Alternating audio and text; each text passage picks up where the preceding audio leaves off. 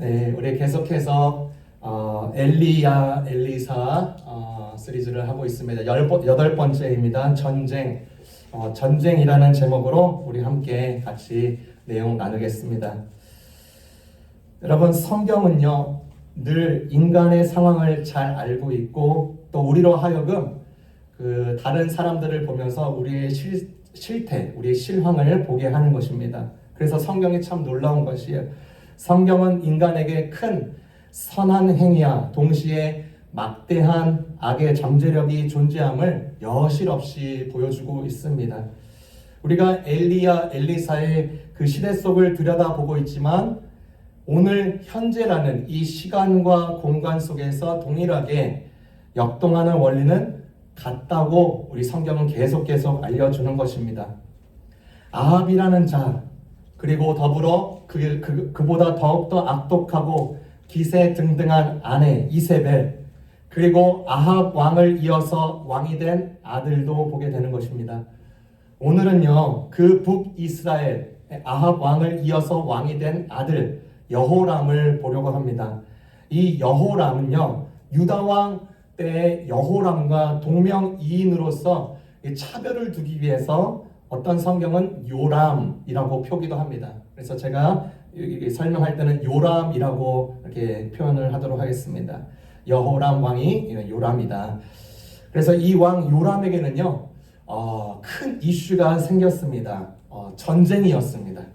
오늘 이 전쟁을 통해서 세 가지 요점을 가지고 여러분과 함께 나누고자 하는 것이죠. 첫 번째는 전쟁의 동기와 그것을 대하는 자세를 파악해야 된다는 것입니다. 전쟁의 동기와 그 대하는 자세를 파악해라. 오늘 본문의 배경은 그렇습니다. 그 요람 왕의 아버지 아합 시절에 모압이라는, 그러니까 우리나라 지도로 설명하자면 평양과 그쪽 이렇게 북한 땅 지역이 이제 북이스라엘이라고 치면은 그 모압이라는 지역은 저기 뭐 경상도 뭐 그쪽 정도 될 것 같아요. 그냥 지리산입니다. 지리산 그 관계.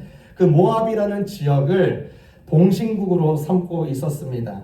그런데 이 아버지 아합 왕의 주자 모압은요, 반역을 해요. 늘 바치던 양 10만 마리의 털과 수양 10만 마리의 털을 이제 바치는 것을 거부하기로 하는 것입니다.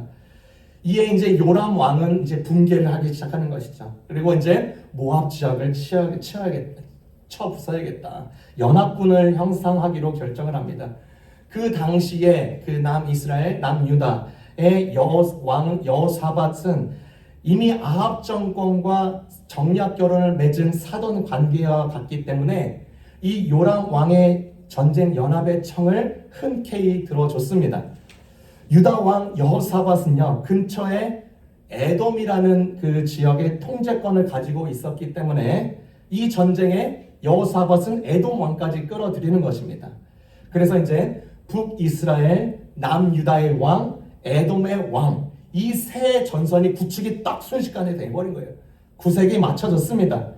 이제 전쟁을 치르기 위해서 우리가 잘 알다시피 전략 전쟁 인재가 필요하듯이 북이스라엘 왕 요람에게는 이제 천군만마와 같은 세력을 이제 얻은 거예요. 너무나도 이제 쉬운 게임이 될 것입니다. 이제 모압을 치기 위해서 이제 이동하려고 하는 것이에요. 그런데 치기 위해서 편한 북쪽으로 가는 길을 배제하고 광야를 따라서 연결된 모압 남쪽으로, 그러니까 완전히 큰 우회죠. 크게 돌아가는 작전을 세웠습니다. 허를 찌르겠다는 작전이었습니다. 이 작전은 아주 그럴싸해 보였어요. 그런데 아주 큰 문제가 발생하고 맙니다. 7일 동안에 행군하던 중에 물이 다 떨어지고 말았어요. 여러분 한번 생각해 보세요. 당연히 전쟁을 하기 위해서 만반의 준비를 해야 됩니다. 이들은요, 전쟁의 초짜들이 아니었습니다. 그런데 물이 다 떨어졌어요. 광야길에서 마주한 이 물 수급 문제, 아주 큰 비상이 걸린 것이죠. 전쟁도 치르기 전에 이제 폐색의 색깔이 이제 짙어지는 것입니다. 여러분 이 상황 한번 잘 생각해 보세요. 어떤 상황 생각나지 않나요? 그 요람 왕의 아버지 아합이 물 기근 때문에 3년 반 동안 고생하면서 갈멜산 전투를 엘리야와 벌였습니다. 이제 아들 요람 왕은 물 때문에 이제 큰 위기에 빠진 것이죠. 아버지 때와 같이 아들의 때에도 같은 문제를 맞닥뜨리고 있는 것입니다. 여러분, 성경은 우리에게 중요한 것을 알려주는 것입니다. 세대를 거쳐서 같은 문제가 다음 세대에도 반복될 수 있다. 그런데 더 중요한 것은 그 문제를 어떻게 받아들였고 어떻게 배웠는지가 더 중요한 것입니다. 여러분, 요람 왕이 겸손하게 아합 왕 아버지로부터 갈멜사의 교훈을 자신의 교훈으로 받아들였다면 어떻게 문제를 접근하고 어떻게 해결하려고 했을까? 그런데 요람 왕의 반응은 참으로 희한합니다. 10절입니다. 10절. 여호와께서 우리 새 왕을 함께 불러 모압의 손에 넘겨주려고 하신다. 사실입니까? 아니죠. 요람 왕이 모압 왕으로부터 조공받지 못한 것 때문에 그 일 해결하려고 전쟁을 일으키려고 합니다. 손해보면서 살 수 없다라고 하면서 전쟁을 일으켜요. 그리고 두 명의 왕을 섭외하면서 완전히 그 모압의 코를 납작하게 해줄 작정이었습니다. 그런데 광야에서 물이 바닥난 것이에요. 요람 왕은요, 물수구의 문제의 원인을 하나님에게 돌려요. 하나님 걸고 넘어집니다. 여러분, 사람들의 특기 중 하나가요, 하나님 걸고 넘어지는 것입니다. 사업이 망했습니다. 하나님, 왜 나 망하게 합니까? 사고가 났습니다. 하나님, 나한테 왜 이러십니까? 시험에서 떨어집니다. 하나님, 어쩌자고 그러십니까? 믿음의 성도 여러분, 여러분들의 일상에서 나타나는 크고 작은 전쟁들이 무수히 많아요. 비판의 화살, 영적인 고립, 재정 문제, 해고, 친구의 배신, 서로 다가가지 못하는 두려움, 친밀감의 부재, 상실로 인한 고뇌, 정말로 다양합니다. 이 다양한 것을 하나씩 하나씩 공격당한다고 했을 때 여호람 왕, 이 요람 왕처럼 여호와께서 나를 죽이시라는구나, 하나님을 걸고 넘어지시겠습니까? 여러분, 전쟁은요, 외부적인 전쟁뿐만 아니라 내부적인 전쟁도 있습니다. 참 많아요. 여러분, 사도 바울을 기억하시죠? 사도 바울은 자신의 상태를 솔직하게 나누었습니다. 그는요, 탐심이 있는 자였어요. 자기가 주를 위해서 원하는 것은 하지 않고 내가 원하지 않는 것을 한다고 솔직하게 로마서 7장에 나누고 있습니다. 그러면서 탐심을 경고하는 율법이 있었기에 자신의 탐심을 알게 되었다라고 말을 해요. 자기 안에서 일어나는 전쟁입니다. 여러분, 어떤 자들은요, 무기력함의 공격을 당하기도 합니다. 매번 만나는 것, 신기한 것, 자극적인 게 아니면 거기서 아무런 의미도 없다라고 하면서 쉽게 질려버려 하는 거예요. 어떤 사람은 나라는 감옥에 갇혀 있기도 합니다. 나만 아는 것, 나의 이기적인 생각, 단순한 생각이 그를 감옥처럼 옥죄고 있는 것이 엄청난 전쟁입니다. 이 생각이라는 전쟁이요, 굉장히 큰 거예요. 저도요, 이제까지 살면서 생각해 보니까 제가 가졌던 전체 생각 중에서 한 30%는 다 틀렸던 것 같아요. 여러분은 어떠신가요? 어떤 사람은요, 공허함으로 전쟁을 겪습니다. 삶의 목적을 찾으려고도 하지 않고 큰 뜻을 세우려고도 거부를 합니다. 이런 수많은 전쟁을요, 우리한테 다가왔을 때 우리를 덜컥 겁이 나게 하고 당황하게 하고 심장 박동이 엄청나게 뛰게 하고 눈도 잘 안 뜨어지는 것 같고 정상적인 생각을 가지지 못하도록 합니다. 하지만 하나님은요, 주의 성도들을 절대로 그냥 죽게 두시는 분이 아닙니다. 넘어져서 공허함의 터널에, 나라는 감옥에, 무기력의 함정에, 탐심이라는 구덩이에, 목숨과 연결되는 물과 양식 없는 곳에 빠질 수 있어요. 그런데 하나님은 나를 여기서 죽게 하시는구나 라고 거기서 머무는 것은 내 선택입니다. 내 잘못된 선택이에요. 여러분 이 지금 벌써부터 큰 위기에 온 이 전쟁 준비의 상황 속에서 다른 한 사람은요, 다른 방식을 취합니다. 여호사밧 왕입니다. 여호사밧 왕이 이 요람 왕에게 묻습니다. 11절 12절입니다. 혹시 여기에 여호와의 예언자는 없습니까? 그를 통하여 여호와의 뜻을 여쭈어 볼 수 있을 것입니다. 제가 여러분과 나누고 싶은 두 번째 중점은 순종과 결단으로 하나님의 일하심을 보라는 것입니다. 순종과 결단으로 하나님의 일하심을 보라. 여러분, 아합 왕, 아버지만큼 악하진 않았으나 여전히 악을 사랑했던 이 요람 옆에요, 여호사밧 왕이 있다는 게 참으로 다행입니다. 이 요람 왕에게 이것이 큰 복이었어요. 여호사밧의 말대로 엘리사를 찾았습니다. 엘리사는 요람의 요청에 아주 차갑게 말을 합니다. 13절입니다. 13절. 무슨 일로 오셨나요? 왕의 아버지와 어머니의 꼭두가시 예언자들에게 가서 물으십시오. 쉬운 성경 버전입니다. 그랬더니 매몰차게 이렇게 엘리사가 요람 왕의 청을 딱 거절해요. 요람 왕이 또 그렇게 말을 합니다. 그런 소리 마십시오. 하나님께서 우리 새 왕을 공경에 빠뜨려 모압의 손에 넘기려고 합니다. 여전히 요람 왕은 하나님을 걸고 넘어집니다. 엘리사가 바보입니까? 이 말을 들으면요, 볼 일 없습니다. 자리를 피했을 것이에요. 그렇죠? 그런데 엘리사가 이렇게 말을 합니다. 14절. 내가 섬기는 만군의 여호와의 살아계심을 두고 맹세하지만 유다의 왕 여호사밧만 여기에 없었어도 나는 왕을 쳐다보지도 않았고 왕에게 관심을 두지도 않았을 것이요. 쉽게 말해서, 다시 말해서, 당신 여호사밧 왕 때문에 내가 도와줍니다, 이 말이에요.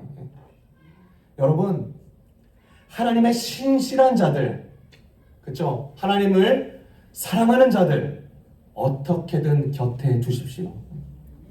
어떻게든 함께 어울리십시오. 인생의 전쟁 속에는요, 여호사밧 같은 자가 너무나도 필요해요. 기도 부탁하세요. 요청하세요. 함께 인내하세요. 하나님께서 인정하시는 자를 불러서 동행 한번 하세요. 동역 한번 해보세요. 여호사밧은 이 전쟁에 이 요람 왕으로 하여금 하나님을 생각하게끔 하고 하나님의 개입을 간절히 원했던 자입니다. 그래서 우리에게 스스로 질문해 볼 수 있는 것이죠. 나는 내 주변에 여호사밧과 같은 자가 있는가? 나는 누군가를 위해서 나는 스스로 기꺼이 여호사밧이 그를 위해서 되어주는가? 여호사밧이 내가 그를 위해서 되어주는가? 물어봐야 됩니다. 여러분, 풍선을 불면서 점점 커지죠. 그런데 멈출 때를 모르고 계속 불어대가는요, 그냥 터져서 풍선 보존도 못하고 그냥 없어지고 말아버립니다. 이 요람 왕의 풍선의 바람을 빼준 자가 여호사밧이었습니다. 엘리사는 여호사밧 왕 아니었으면 그냥 무시했을 것이에요. 어떻게 말해? 맹세까지 합니다. 여호사밧 왕 아니었으면, 그렇죠, 맹세하고 있습니다. 진심이라는 소리예요. 여러분, 엘리사의 입장도 참 대단한 것 같아요. 요람은요, 잘 알다시피 아합 왕의 아들입니다. 대를 이어서 여전히 하나님 보시기에 속썩이고 여전히 악을 사랑하고 여전히 이세벨의 정권 안에서 힘과 속한 그런 자를 왜 도와줍니까? 왜요? 엘리사의 입장에서도요, 순종과 결단을 하는 것입니다. 이 요람 왕의 불신과 가식을 찾아 넘기고 참아 넘기고 그와 함께 쉽지 않은 마음도 극복하고 있는 거예요. 엘리사가 이제 청을 들어주기래요. 그리고 하나님께 받은 답을 제시해 줍니다. 16절에서 17절입니다. 요약해서 말하자면 골짜기에 도랑을 여러 개 파십시오. 17절에는 바람 부는 것도 없고 비 내리는 것도 보지 못하지만 이 골짜기에는 물이 가득 차게 될 것입니다. 모든 사람들과 가축들이 물을 먹을 수 있을 것입니다. 여러분, 광야길입니다. 광야예요. 광야에 말라버린 골짜기에 거의 골짜기에 도랑을 파면 물이 나옵니까 안 나옵니까? 체력 더 빼는 것이죠. 그렇죠? 애초에 말이 되는 게 아니에요. 말이 되지가 않습니다. 그런데 여호람과 그의 주변 사람들이 그 말을 듣고 이걸 합니다. 결단입니다. 여러분, 인간은요, 답 없는 상황에서 답을 찾으려고 합니다. 당연한 것입니다. 답을 찾아야 됩니다. 잘 찾아요. 가장 신뢰할 만한 무기를 사용합니다. 이성과 경험입니다. 이것저것 다 생각해보고 가장 합리적이고 가장 납득이 될 만한 그것 고르는 거예요. 그게 인간입니다. 그런데 하나님의 방식은 정말로 늘 전혀 뜻밖입니다. 뜻밖이에요. 우리의 상황, 처지, 형편, 조건, 이성이 개입되면요, 하나님의 방식은 무용지물이 돼버리는 것입니다. 내 상황, 처지, 형편, 조건, 이성이 개입되어서 그거 붙잡으면요, 하나님의 역사는 없는 것입니다. 여러분 잘 생각해 보세요. 하나님이 지금 요람과 두 왕의 상황 몰라서 도랑파라고 하시겠습니까? 여기 있는 사람들 상황 몰라서 지금 이 일을 시키는 것입니까? 하나님은 내 처지를 무시하는 것입니까? 아닙니다. 새 일을 행했다고 하시는 거예요. 이 장면은요, 우리가 잘 알다시피 이스라엘 백성들이 광야 생활을 할 때를 생각나게 합니다. 여러분, 출애굽기 17장에 하나님은요, 반석에서 물을 내십니다. 어떻게 반석에서 물이 나오나요? 여러분, 과학을 조금 이제 공부하셨고 이제 기억하신다면요, 대답하기가 아주 쉽습니다. 절대로 반석에서는 물이 나올 수가 없습니다. 반석이 H, 수소, 반석이 O, 산소로 구성되어 있습니다. 아닙니다. 그런데 어떻게 이런 일이 일어나는가? 원어적으로 보면 반석 아래에 있는 깊은 땅 속에서부터 물을 끌려 올려내시는 거예요. 하나님의 능력으로밖에 설명이 안 되는 것입니다. 여러분, 하나님에게는요, 광야가 아니에요. 하나님에게 광야는요, 여전히 은혜의 바다가 되는 것입니다. 여러분, 스승 엘리야를 보십시오. 아합 시대 때는 전국이 기근으로 3년 반 동안이나 고생하게 했는데 엘리야가 머무는 그리 시냇가는 마르지 않게 하셨습니다. 하나님은 해결책을 갖고 계세요. 절대로 산이 하나님을 누를 수 없습니다. 절대로 광야가 하나님을 메마르게 할 수 없어요. 절대로 불이 하나님을 태울 수가 없는 것입니다. 그래서 믿음의 사람들은 이렇게 고백하는 거예요. 하나님에게 내가 가진 산이 얼마나 큰지를 말하지 말고 오히려 산에게 하나님이 얼마나 크신 하나님인가를 말하라. 그렇죠? 가나안에 정탐꾼 10명을 보냈습니다. 그 10명은 그곳에 사람들이 얼마나 위력이 큰지를 보고했어요. 그러나 2명은 하나님의 크심을 이야기합니다. 하나님의 신실하심을 이야기해요. 하나님의 강하심을 이야기합니다. 오늘 이 이야기에서 알리사는 이렇게 말을 합니다. 하나님 입장에서는 이 모든 것이 뭐라고요? 쉽다. 18절을 함께 보세요. 18절. 이 모든 것은 여호와에게 하찮은 것이다. 너무나도 쉬운 일이다. 왜요? 하나님은 하나님 되시기 때문입니다. 그러므로 하나님의 단순하지만 말로 안 되는 방식을 우리의 이성, 경험, 상황, 형편, 처지로 이렇게 저지해서는 안 되는 것입니다. 순종과 결단으로 다 포기해야 그제야 이제 물꼬를 트는 그 문에 들어서는 거예요. 이게 시작입니다. 이게 시작이에요. 50% 포기했다고, 70% 포기했다고, 90% 포기했다고 자부해서는 안 되는 것입니다. Fully surrender to God. 하나님께 전적인 항복. 그래야 이것을 하는 거예요. 이게 시작인 것이에요. 믿음의 성도 여러분, 왜 하나님은요 늘 우리에게 순종과 결단을 요구하시나요? 여러분, 엘리사가요 그 얘기 듣고 엘리사가 그냥 딱 기도했으면 그 사람들이 딱 찾아왔으니까, 그래도 찾아왔으니까 대견하고 그래도 하나님 또 존중하는구나, 대견수니까 딱 한 번 딱 해주면 되잖아요. 그렇죠? 왜 도랑을 파게 하시나요? 말도 안 되는 짓을 왜 하게 하시나요? 비도 올 기미도 안 보이고 바람도 불지 않고 구름도 없는데 왜 이거 하게 하십니까? 그냥 팍 단번에 해결할 수 있잖아요. 하나님에게 쉽다고 했잖아요. 쉽다고 했잖아요. 저도요, 목회하면서 여러 가지 갖가지 문제에 허덕이는 자들을 볼 때가 많습니다. 그러면 저는 늘 그분들을 기도할 때 하나님 근육 한번 진하게 한번 보여주세요. 하나님 힘 한번 쫙 한번 보여주셔서 2두 3두 전완근 이런 기도를 원할 때가 있습니다. 그런데 이 기도가요, 화끈하고요, 속 시원해 보이고 그럴싸하지만 하나님은 이런 방식으로 일하지 않음을 보게 되는 것이에요. 하나님의 기적을 보고 하나님께로 돌아오는 자들이 있습니다. 감사하죠. 네. 그런데 하나님의 기적의 열매만 따먹고 나몰라라 하는 자들은 훨씬 더 많습니다. 하나님은요, 근본, 본질, 이 마음 땅을 바꾸기를 원하시는 거예요. 그러니까 이 순종, 이 결단을 요구하시는 것입니다. 이 순종이라는 단계, 이 결단이라는 단계를 우리에게 허락하시는 거예요. 마음 땅을 뒤집는 거예요. 마음 땅을 계속 고쳐가시는 거예요. 여러분, 모래만으로는요, 벽돌이 되지 않습니다. 또 시멘트만으로는 벽돌이 되지 않아요. 모래와 시멘트가 섞이고 물이 딱 넣어져서 버무려져야 비로소 강한 벽돌이 되는 것입니다.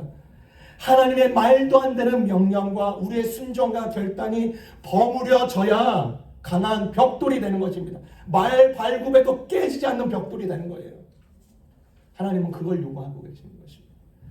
하나님께서 여러분에게, 저와 여러분에게, 우리 교회에게 어떠한 작은 순종, 결단, 그 순종과 결단은 할 수 있는 것이다, 없는 것이다? 할 수 있는 것이다. 그렇죠? 도랑 파는 거 왜 못해요? 그렇죠? 도랑 파는 거예요. 도랑에서 물나게 하라. 이건 우리가 못해요. 그렇죠?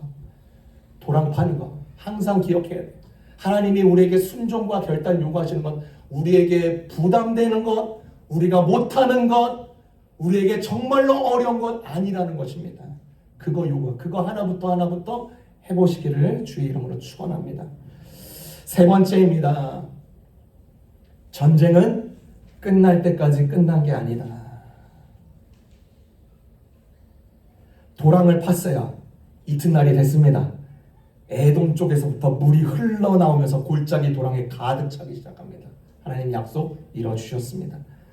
이때 동시에 모압 사람들, 치기로 한 이 모압 사람들은요, 이제 다른 왕들이 자신들을 치러 온다고, 싸우러 왔다는 이 전가를 받게 됩니다. 그리고 군복을 입어서 국경에 줄을 서면서 이제 전투 태세를 하는 것이죠. 이 모압 사람들이 경계를 하면서 다음 날에 모압 사람들이 아침 일찍 일어나서 해가 떠오르면서 그 골짜기에 물이 뜬 것을, 물이 가득 차는 것을 보는 거예요. 물이 비쳐서 이렇게 보이는데 그 건너편 물이 마치 어떻게 보이냐? 피처럼 붉게 보이더래요. 피처럼 붉게 보이더라. 그러면서 이렇게 말합니다. 서로가요. 이것은 피다. 지 왕들끼리 서로 싸워서 죽인 것이 틀림없다. 모압 사람들아, 싸우러 가자. 돌진합니다. 모압 사람들이 그 성벽에서 지키는 것이 더 싸움에 유리한데 모압 사람들이 이스라엘 진에 알아서 보니까 이스라엘 그 진영들은요, 더 쉬우게 그 싸움이 너무나도 쉬운 싸움이 되어버리고 말았습니다. 그저 손쉽게 물리치고 말았어요. 이스라엘은 거기서 탄력을 받아서 계속 진격하면서 모압의 성들을 무너뜨리고 돌무더기가 되도록 쳤습니다. 이에 이제 모압 왕은요, 이제 다급해진 것이에요. 전세가 불리해진 것을 봅니다. 군인 700명을 데리고 에돔 쪽을 치려고 디투어를 했는데 실패하고 말아요. 그러니까 이제 완전히 전세가 이제 희망이 없구나 라고 하면서 이 모압 왕은 굉장히 이해하기도 힘든 일을 합니다. 27절입니다. 27절. 그러자 모압 왕은 왕위를 이을 자기 맏아들을 데려다가 성벽 위에서 번제를 드렸습니다. 그곳에 이스라엘을 향한 분노가 하늘을 찔렀습니다. 그러자 이스라엘 사람들은 그곳을 떠나 자기의 땅으로 돌아갔습니다. 모압 왕이 뭐를 했대요? 제사, 번제를 하는데 그 제물이 뭐였다? 맏아들이었다. 맏아들을 번제로 바치는 행위를 합니다. 그 지역의 신 그모스에게 제사를 바치고 있는 거예요. 이런 행위를 보면서 모압 군사들에게 사기를 높이고 결사행장의 이 항쟁의 의지까지 불태우고자 이 일을 하는 것입니다. 그런데 하나님의 경로가 이스라엘 진영에 딱 임한 거예요. 찔른 거예요. 왜? 아니 지금 이방의 거짓신 그모시 신에게 지금 제사 드리고 있는 이 상황에 왜 이스라엘에게 하나님의 분노가 내렸는가? 성경에 나오지 않지만 이스라엘은요, 모압의 국가 전쟁의 신인 이 그모스가 그 번제를 받고 이제 능력을 나타내기 시작했다고 판단하여서 두려움과 공포감에 사로잡혔을 것이다. 학자들은 이렇게 해석합니다. 그 그모스 신에게 자기의 맏아들을 바치는 이 행위를 보면서 이제 그모스의 능력이 이곳에 임하나 보다. 그 생각으로 인하여 두려움과 공포감이 가는 거예요. 여러분, 여호와께서 지금 하나님께서 어떻게 도와주셨나요? 살아계신 하나님께서 광야에서 물을 내셨습니다. 상대 지형으로 하여금 그 물이 피로 보이게 오해하게끔 하여서 쉽게 전쟁의 실타래를 지금 풀어주고 있는데, 이 마지막 접정에 가서 살아계신 하나님을 신뢰하는 것이 아니라 죽은 지역의 신 그 그모스를 두려워하는 꼴이 돼버린 것이에요. 이러니까 하나님의 경로가 임하는 거예요. 여전히 하나님과 그 약속의 말씀을 토대 삼아서 전쟁을 끝까지 수행해야 되는 것입니다. 그런데 어떻게 해요? 막판에 퇴각하고 맙니다. 성공하지 않는 전쟁입니다. 오늘날 그리스도인들이 왜 패배하는가? 참 믿음과 회개함이 없이 늘 잘 하다가도 중간까지 가더라도 끝 막판에 가서 자기의 형편, 처지, 상황, 조건, 이성, 경험 붙잡는 거예요. 끝날 때까지 하나님 약속, 말씀 의지하고 붙들고 가야 되는 것입니다. 우리의 기도의 날개짓으로 마음을 겸손케 하여서 하나님이 마련하신 약속을 취해야 되는 것입니다. 여러분, 신앙생활 여러분도 많이 하셨잖아요. 신앙생활은요, 진짜 결정적인 순간에 더 잘해야 되는 것입니다.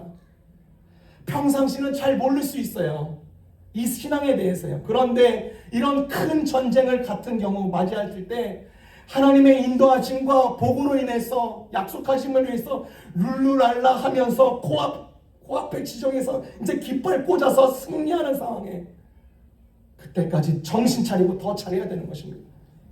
여러분, 장거리 운전하고 집으로 돌아왔을 때까지 안심하면 안 되는 거예요. 긴장 놓고 집 보이니까 안심 놓고 하는 경우, 사고 나는 경우 굉장히 많습니다. 여러분, 테니스 황제라고 불리는 라저스 페더러죠. 어느 학교 졸업식에 이제 졸업 연설을 하고 있는 것이에요. 졸업 연설 중에 그가 이렇게 말을 합니다. 제가 몇 번의 승리를 거뒀는지 아십니까? 저는 1550번의 경기 중에 승률이 80%입니다. 저는 그거 듣고 깜짝 놀랐어요. 여러분, 경기를 했는데 80%를 이겼대요. 굉장한 거 아닙니까? 그런데 이분이 또 그렇게 질문을 해요. 그런데 그 한 경기 승을 할 때마다 평균적으로 몇 포인트 차로 이긴 줄 아십니까? 라고 하는 거예요. 대답하기를 54%. 까딱해서 이기는 거래요. 까딱해서 이겨서 80%가 된 거예요. 까딱하면 지는 거예요. 상위 랭커도요, 겨우 이기는 경기가 허다하다, 그렇게 말을 하는 거예요. 긴장하지 않고 안심하면요, 거의 승리를 얻었는데 지는 것입니다. 여러분, 베드로와 그 경기하면서 졌던 사람들 한번 생각해 보세요. 그 베드로와 경기했던 사람들이 졌던 사람이 이렇게 말해. 나 베드로 거의 이길 뻔했어. 나 그 사람한테 몇 포인트로 졌어. 자랑하고 다닙니까? 아닙니다. 진 거는 진 거예요. 레코드는 늘 패라고 써 있는 거예요. 신앙생활 하다가요, 마주하는 갖가지 환경에서 믿음의 시련, 순종의 요구를 도전받았을 때 무너지고 졌음에도 불구하고, 하나님, 저 거의 이길 뻔했어요. 저 거의 이길 뻔했잖아요. 이 정도로 만족합니다. 이럴 수는 없는 것입니다. 이 전쟁 안에서 실패하지 않은 전쟁, 성공하지 않은 전쟁, 이 두 양면이 다 드러나는 것이에요. 여러분, 우리 인생에는요, 여리고 성도 있고 아이 성도 있는 법입니다. 우리 인생에는요, 디베랴 광야에서 오병이어의 현장도 있고 풍랑을 맞이하는 배의 상황도 있는 것입니다. 예수님과 큰 관계가 없지만 큰 믿음이라고 칭찬을 받는 경우가 있고, 예수님과 늘 곁에 있어도 작은 믿음이라고 견책받는 경우가 있는 것입니다. 여러분의 삶 속에 크고 작은 전쟁들이 일어날 때 어떤 모습의 전쟁을 기대하고 계십니까? 여호사밧처럼입니까? 아니면 하나님 탓하면서 하나님 걸고 넘어지면서 심지어 불신으로 인해서 두려움으로 인해서 막판의 순간의 전쟁에서 퇴각하는 성도가 되시렵니까? 기도하겠습니다.